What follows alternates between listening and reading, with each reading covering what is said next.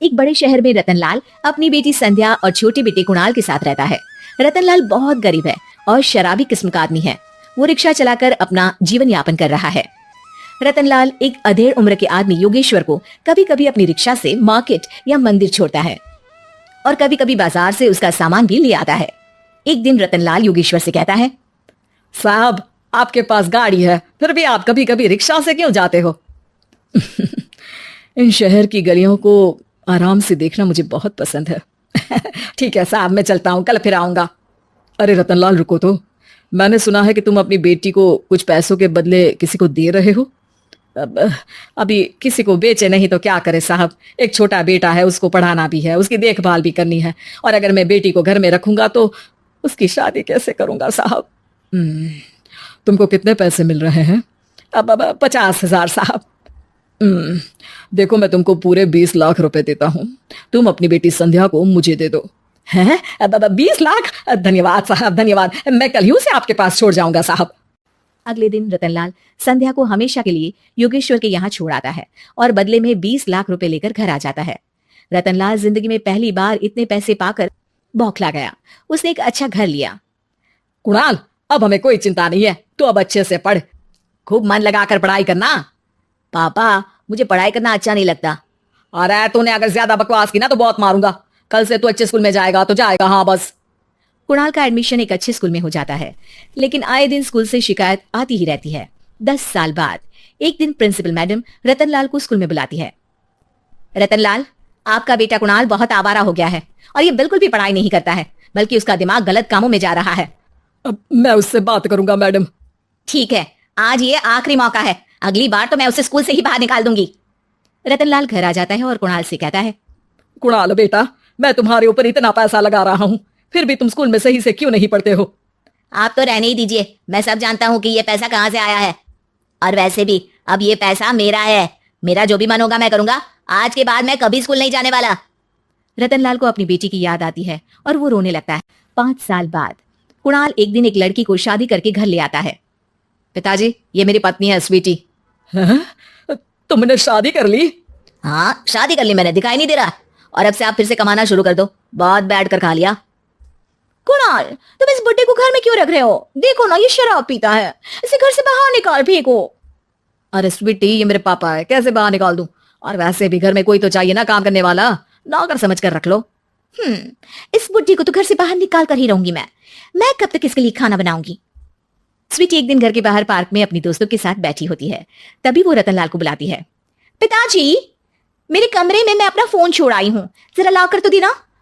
हाँ जरूर, अभी लेकर आता हूँ। रतनलाल फोन लेकर आ जाता है। कुछ समय बाद स्वीटी के फ्रेंड्स भी चले जाते हैं। स्वीटी अंदर आकर शोर मचाती है, चोर चोर। कहाँ है चोर? मुझे तो यहाँ कुछ नहीं दिख रहा। अरे ये अलमारी खुली पड़ी है, जरूर किसी चोर ने ही खोली होगी। अरे कौन आया था यहाँ? यहाँ तो पिताजी आए थे बस। अरे बहू, मैं चोर नहीं हूँ। मुझे तो आप पर अब बिल्कुल भी विश्वास नहीं है पिताजी, क्योंकि जब आप पैसे के लिए दीदी को बेच सकते हो तो आप चोरी भी तो कर ही सकते हो। अरे लेकिन वो सब तो मैंने तेरे भले के लिए किया था ना। मैं तो कहती हूँ कि हमें इनकी कमरे की तलाशी लेनी चाहिए। तुम बिल्कुल सही कह रही हो, चलो। स्वीटी और कुणाल दोनों रतनलाल के कमरे की तलाशी लेते हैं और उन्हें वहां स्वीटी की ज्वेलरी और पैसे मिल जाते हैं। मैं तो पहले ही जानता था कि चोर आप ही हो। निकल जाओ मेरे घर से और दोबारा अपनी शक्ल मत दिखाना। रतनलाल आंखों में आंसू लिए घर से निकल जाता है। स्वीटी मन ही मन सोचती है, आज तो मेरी प्लानिंग सफल हो गई। जैसा मैं चाहती थी ऐसा ही किया और बड़ी आसानी से उस बुड्ढी को चोरी का इल्जाम लगाकर घर से भगा दिया। रतनलाल की हालत अब ज्यादा खराब हो गई और वो सड़क पर बैठकर भीख मांगकर खाने लगा। एक दिन वहां एक गाड़ी आकर रुकी और सड़क पर बैठे सभी भिखारियों को अपने सेंटर ले गई। एनजीओ की मालिक संध्या एक एक करके सभी को सुविधा मुहैया कराती है। तभी उसकी नजर रतनलाल पर पड़ती है। पिताजी? संध्या, तू? पिताजी, आपकी ये हालत कैसे हुई? ये सब मेरे बुरे कर्मों की सजा है जो मुझे मिल रही है। मुझे माफ कर दे बेटी। पिताजी, मैं आप पर बिल्कुल भी गुस्सा नहीं हूँ, क्योंकि आपने मुझे यहाँ भेजकर अच्छा ही किया। मेरी जिंदगी बदल गई। लेकिन ये सब हुआ कैसे बेटा? आप ये नए कपड़े पहनो, तब तक मैं योगेश्वर अंकल को बुला कर लाती हूँ। योगेश्वर अंकल? हाँ अंकल। योगेश्वर जी ने तुझसे शादी नहीं की थी? नहीं तो पापा, उन्होंने तो मुझे पढ़ा लिखा कर इस काबिल बनाया है कि मैं आज सबकी सेवा कर पा रही हूँ। रतनलाल पश्चाताप करके रोता रहता है। तभी योगेश्वर भी वहां आ जाता है। रतनलाल जी, आपकी ये हालत कैसे हुई, इतने सारे पैसों के बावजूद भी? क्योंकि मैंने बेटे और बेटी में भेदभाव किया था। लेकिन आपने ये कैसे किया, मुझे ये जानना है, बताइए। सालों पहले जब संध्या छोटी थी, तब मैंने एक बार एक आदमी से तुम्हें बात करते हुए सुना था, जो कुछ पैसों में संध्या को तुमसे खरीद कर शादी करना चाहता था। मैं उस समय एनजीओ में बच्चों के लिए ही काम कर रहा था और मैं किसी भी लड़की की जिंदगी खराब होते नहीं देख सकता था। इसलिए मैंने अपने जीवन की कमाई का एक बड़ा हिस्सा तुम्हें दे दिया था। सच में कितना गलत था मैं, मुझे माफ कर दो। अब आप दोनों मेरे साथ घर चलो और आज मैं अपना सच्चा प्रायश्चित करना चाहता हूँ। योगेश्वर और संध्या रतनलाल के साथ घर जाते हैं। स्वीटी दरवाजा खोलती है। चोर भिखारी, तू फिर से आ गया? चल भाग यहाँ से बुड्ढे। ये घर तुम्हारे बाप का नहीं, मेरा है। बाहर निकलो यहाँ से। रतनलाल कुणाल और संध्या को घर से बाहर निकाल देता है। योगेश्वर जी, अब ये घर आपका है और अब आप यहाँ एक और एनजीओ खोल सकते हैं। शायद अब ये सच्चा प्रायश्चित है। संध्या अपने पिता के गले लग जाती है। एक बड़े शहर में रतनलाल अपनी बेटी संध्या और छोटे बेटे कुणाल के साथ रहता है। रतनलाल बहुत गरीब है और शराबी किस्म का आदमी है। वो रिक्शा चलाकर अपना जीवन यापन कर रहा है। रतनलाल एक अधेड़ उम्र के आदमी योगेश्वर को कभी कभी अपनी रिक्शा से मार्केट या मंदिर छोड़ता है और कभी कभी बाजार से उसका सामान भी ले आता है। एक दिन रतनलाल योगेश्वर से कहता है, साहब, आपके पास गाड़ी है, फिर भी आप कभी कभी रिक्शा से क्यों जाते हो? इन शहर की गलियों को आराम से देखना मुझे बहुत पसंद है। ठीक है साहब, मैं चलता हूँ, कल फिर आऊंगा। अरे रतनलाल, रुको तो। मैंने सुना है कि तुम अपनी बेटी को कुछ पैसों के बदले किसी को दे रहे हो। अभी किसी को बेचे नहीं तो क्या करे साहब, एक छोटा बेटा है, उसको पढ़ाना भी है, उसकी देखभाल भी करनी है, और अगर मैं बेटी को घर में रखूंगा तो उसकी शादी कैसे करूंगा साहब? तुमको कितने पैसे मिल रहे हैं? अब 50,000 साहब। देखो, मैं तुमको पूरे 20 लाख रुपए देता हूँ। तुम अपनी बेटी संध्या को मुझे दे दो। हैं? 20 लाख? धन्यवाद साहब, धन्यवाद। मैं कल ही उसे आपके पास छोड़ जाऊंगा साहब। अगले दिन रतनलाल संध्या को हमेशा के लिए योगेश्वर के यहाँ छोड़ आता है और बदले में 20 लाख रुपए लेकर घर आ जाता है। रतनलाल जिंदगी में पहली बार इतने पैसे पाकर बौखला गया। उसने एक अच्छा घर लिया। कुणाल, अब हमें कोई चिंता नहीं है, तू अब अच्छे से पढ़, खूब मन लगाकर पढ़ाई करना। पापा, मुझे पढ़ाई करना अच्छा नहीं लगता। अरे तूने अगर ज्यादा बकवास की ना तो बहुत मारूंगा। कल से तू अच्छे स्कूल में जाएगा तो जाएगा, हाँ बस। कुणाल का एडमिशन एक अच्छे स्कूल में हो जाता है, लेकिन आए दिन स्कूल से शिकायत आती ही रहती है। 10 साल बाद एक दिन प्रिंसिपल मैडम रतनलाल को स्कूल में बुलाती है। रतनलाल, आपका बेटा कुणाल बहुत आवारा हो गया है और ये बिल्कुल भी पढ़ाई नहीं करता है, बल्कि उसका दिमाग गलत कामों में जा रहा है। अब मैं उससे बात करूंगा मैडम। ठीक है, आज ये आखिरी मौका है, अगली बार तो मैं उसे स्कूल से ही बाहर निकाल दूंगी। रतनलाल घर आ जाता है और कुणाल से कहता है, कुणाल बेटा, मैं तुम्हारे ऊपर इतना पैसा लगा रहा हूँ, फिर भी तुम स्कूल में सही से क्यों नहीं पढ़ते हो? आप तो रहने ही दीजिए, मैं सब जानता हूँ कि ये पैसा कहाँ से आया है, और वैसे भी अब ये पैसा मेरा है। मेरा जो भी मन होगा मैं करूंगा। आज के बाद मैं कभी स्कूल नहीं जाने वाला। रतनलाल को अपनी बेटी की याद आती है और वो रोने लगता है। 5 साल बाद कुणाल एक दिन एक लड़की को शादी करके घर ले आता है। पिताजी, ये मेरी पत्नी है स्वीटी। तुमने शादी कर ली? हाँ, शादी कर ली मैंने, दिखाई नहीं दे रहा? और अब से आप फिर से कमाना शुरू कर दो, बहुत बैठ कर खा लिया। कुणाल, तुम इस बुड्ढे को घर में क्यों रख रहे हो? देखो ना, ये शराब पीता है, इसे घर से बाहर निकाल फेंको। अरे स्वीटी, ये मेरे पापा है, कैसे बाहर निकाल दूं? और वैसे भी घर में कोई तो चाहिए ना काम करने वाला, नौकर समझ कर रख लो। इस बुड्ढी को तो घर से बाहर निकाल कर ही रहूंगी मैं कब तक इसके लिए खाना बनाऊंगी? स्वीटी एक दिन घर के बाहर पार्क में अपनी दोस्तों के साथ बैठी होती है। तभी वो रतनलाल को बुलाती है। पिताजी, मेरे कमरे में मैं अपना फोन छोड़ आई हूँ, जरा ला कर तो देना। हाँ जरूर, अभी लेकर आता हूँ। रतनलाल फोन लेकर आ जाता है। कुछ समय बाद स्वीटी के फ्रेंड्स भी चले जाते हैं। स्वीटी अंदर आकर शोर मचाती है। चोर चोर! कहाँ है चोर? मुझे तो यहाँ कुछ नहीं दिख रहा। अरे ये अलमारी खुली पड़ी है, जरूर किसी चोर ने ही खोली होगी। अरे कौन आया था यहाँ? यहाँ तो पिताजी आए थे बस। अरे बहू, मैं चोर नहीं हूँ। मुझे तो आप पर अब बिल्कुल भी विश्वास नहीं है पिताजी, क्योंकि जब आप पैसे के लिए दीदी को बेच सकते हो तो आप चोरी भी तो कर ही सकते हो। अरे लेकिन वो सब तो मैंने तेरे भले के लिए किया था ना। मैं तो कहती हूँ कि हमें इनकी कमरे की तलाशी लेनी चाहिए। तुम बिल्कुल सही कह रही हो, चलो। स्वीटी और कुणाल दोनों रतनलाल के कमरे की तलाशी लेते हैं और उन्हें वहां स्वीटी की ज्वेलरी और पैसे मिल जाते हैं। मैं तो पहले ही जानता था कि चोर आप ही हो। निकल जाओ मेरे घर से और दोबारा अपनी शक्ल मत दिखाना। रतनलाल आंखों में आंसू लिए घर से निकल जाता है। स्वीटी मन ही मन सोचती है, आज तो मेरी प्लानिंग सफल हो गई। जैसा मैं चाहती थी ऐसा ही किया और बड़ी आसानी से उस बुड्ढी को चोरी का इल्जाम लगाकर घर से भगा दिया।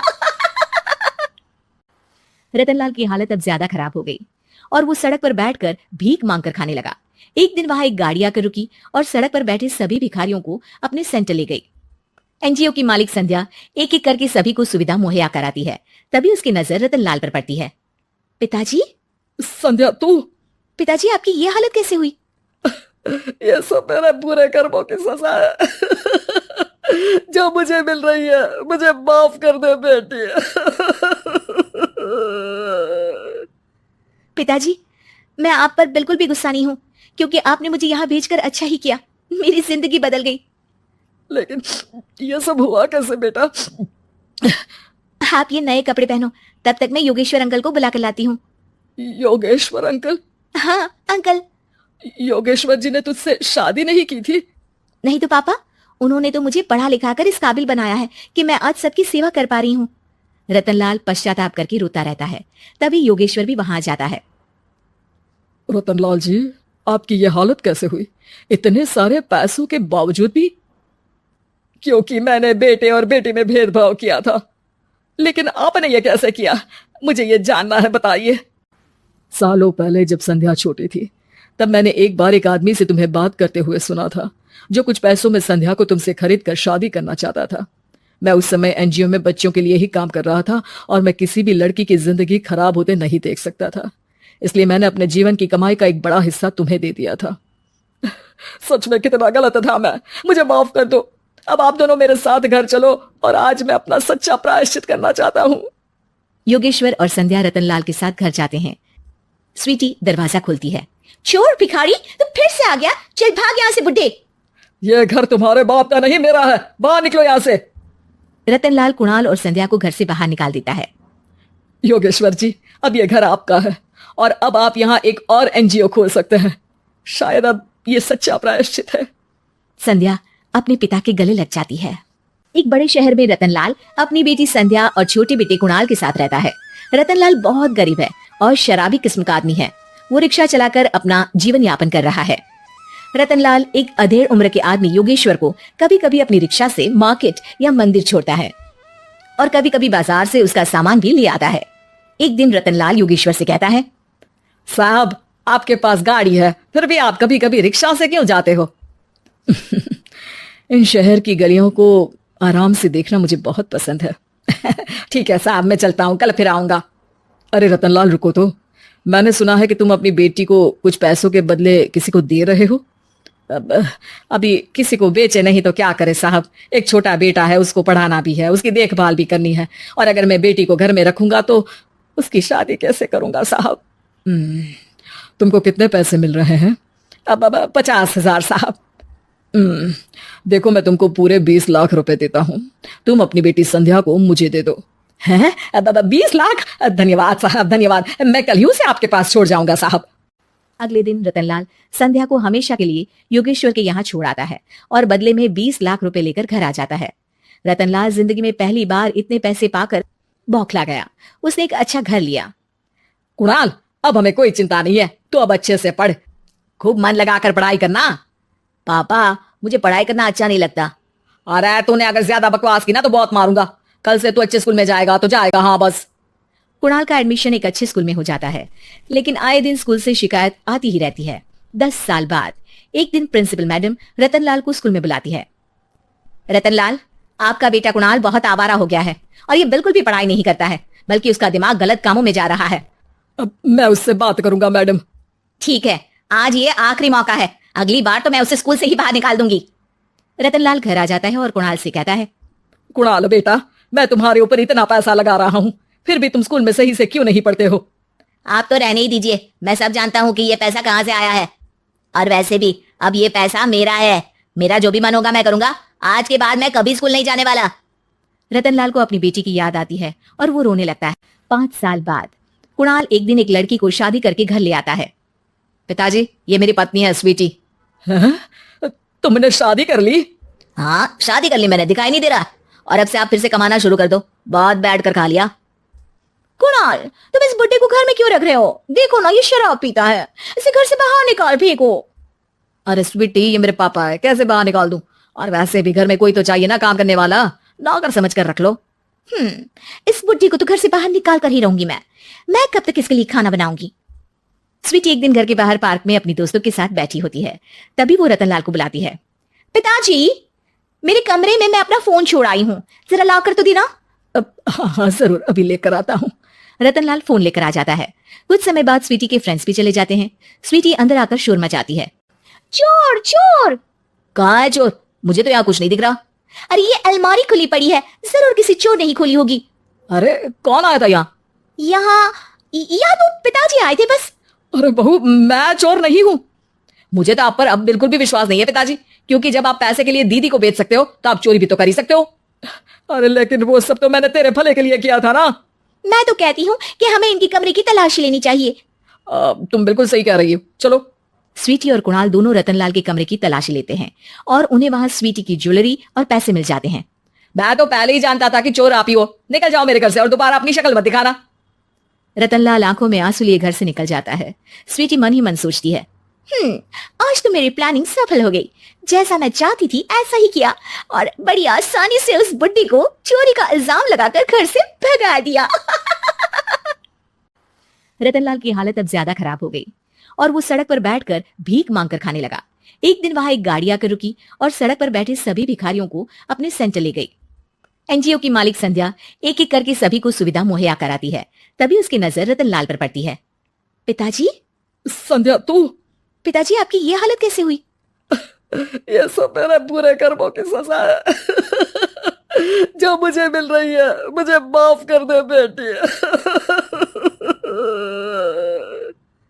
पिताजी, मैं आप पर बिल्कुल भी गुस्सा नहीं हूँ, क्योंकि आपने मुझे यहाँ भेजकर अच्छा ही किया। मेरी जिंदगी बदल गई। लेकिन ये सब हुआ कैसे बेटा? आप ये नए कपड़े पहनो, तब तक मैं योगेश्वर अंकल को बुला कर लाती हूँ। योगेश्वर अंकल? हाँ अंकल। योगेश्वर जी ने तुझसे शादी नहीं की थी? नहीं तो पापा, उन्होंने तो मुझे पढ़ा लिखा कर इस काबिल बनाया है कि मैं आज सबकी सेवा कर पा रही हूँ। रतनलाल पश्चाताप करके रोता रहता है। तभी योगेश्वर भी वहां जाता है। रतनलाल जी, आपकी ये हालत कैसे हुई इतने सारे पैसों के बावजूद भी? क्योंकि मैंने बेटे और बेटी में भेदभाव किया था। लेकिन आपने ये कैसे किया, मुझे ये जानना है, बताइए। सालों पहले जब संध्या छोटी थी तब मैंने एक बार एक आदमी से तुम्हें बात करते हुए सुना था, जो कुछ पैसों में संध्या को तुमसे खरीद कर शादी करना चाहता था। मैं उस समय एनजीओ में बच्चों के लिए ही काम कर रहा था और मैं किसी भी लड़की की जिंदगी खराब होते नहीं देख सकता था। इसलिए मैंने अपने जीवन की कमाई का एक बड़ा हिस्सा तुम्हें दे दिया था। सच में कितना गलत था मैं, मुझे माफ कर दो। अब आप दोनों मेरे साथ घर चलो और आज मैं अपना सच्चा प्रायश्चित करना चाहता हूँ। योगेश्वर और संध्या रतनलाल के साथ घर जाते हैं। स्वीटी दरवाजा खोलती है। चोर भिखारी, तुम फिर से आ गया? चल भाग यहाँ से बुड्ढे। ये घर तुम्हारे बाप का नहीं, मेरा है। बाहर निकलो यहाँ से। रतनलाल कुणाल और संध्या को घर से बाहर निकाल देता है। योगेश्वर जी, अब ये घर आपका है और अब आप यहाँ एक और एनजीओ खोल सकते हैं। शायद अब ये सच्चा प्रायश्चित है। संध्या अपने पिता के गले लग जाती है।